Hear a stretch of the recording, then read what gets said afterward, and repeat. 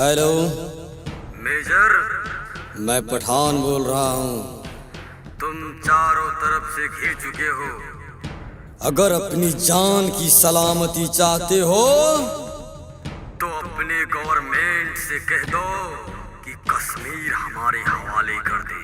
अबे भड़वे सुन, कश्मीर क्या, तूने अगर चौकी को भी हाथ लगाया ना तो तेरे खानदान में कोई बच्चा पैदा करने वाला भी नहीं मिलेगा। और सुन लो, चंद मिनटों के अंदर तत्काल तुम्हारा खींच लेंगे।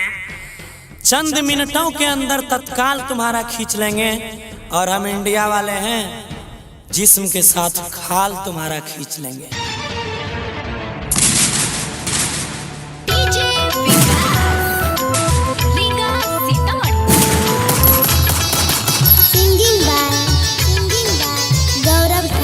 जिंदे दफनई बौरे तोरा सुन ले खोली कान के। तोरे कहै छियो, जिंदे दफनई बौरे तोरा सुन ले खोली कान के। तोरा छाती पे फहरैबौ झंडा या बड़ी हिंदुस्तान के। तोरा छाती पे फहरैबौ झंडा या बड़ी हिंदुस्तान के। भारतवासी से पंगा लोगे?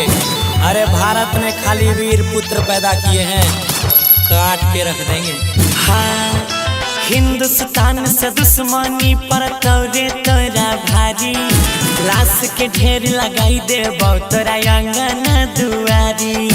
इतनी लाशें बिछाऊंगा, इतनी लाशें कि पाकिस्तान में दफनाने के लिए कब्र कम पड़ जाएगा। हिंदुस्तान से दुश्मनी पर तोरे तोरा भारी। लाश के ढेर लगाई देबौ तोरा आंगन दुआरी। मेजर उठने टेक दो। अबे भगवान भी माफ नहीं करेगा। तनिको नहीं जगह दे तो सुने तोरा विधाता। जुल्म जे करबे झूठे तू कर देबो बंद रे खाता। तुम क्या बिगाड़ लोगे चंद हिंदुस्तानी? अबे सुनो, भारत का एक एक युवा तुम्हारे 50 आदमी के लिए काफी है। बनाई के तोता उड़ाई देबो रे तोहर हम परान के। बनाई के तोता उड़ाई देबो रे तोहर हम परान के। तोरा छाती पे फहरैबौ झंडा या बड़ी हिंदुस्तान के। तोरा छाती पे फहरैबौ झंडा या बड़ी हिंदुस्तान के।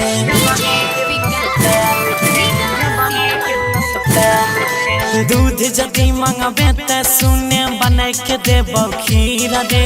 मंगबे जे कश्मीर त बीचे बीचे देबौ चीर रे। कश्मीर तो नहीं, मगर हमसे लड़ोगे तो तुम्हें मौत जरूर मिल जाएगी। Mix by Guddu Gudesh.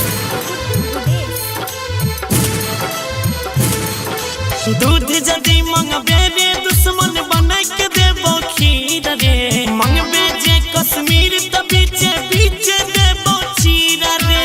Writer Ranjit कहै छौ तोरा ई बतिया सच रे। अजय गौरव तोड़ देतौ तोरा जिंदगी के कांच रे। हेलो सर, हेलो अल्फा, कोडिंग कोडिंग। ओके सर, फायर। मांग सलामत रे दोगला भगवान से अपन जान के। मांग सलामत रे दोगला भगवान से अपन जान के। तोरा छाती पे फहरैबौ झंडा या बड़ी हिंदुस्तान के। तोरा छाती पे फहरैबौ झंडा या बड़ी हिंदुस्तान के। हर पाकिस्तानी बोलता है कि जला देंगे, रख दे ही महाकाव्य। मेरा हिंदुस्तान जिंदाबाद था, है और रहेगा। Vijay Shri digital audio recording studio Biharigunj.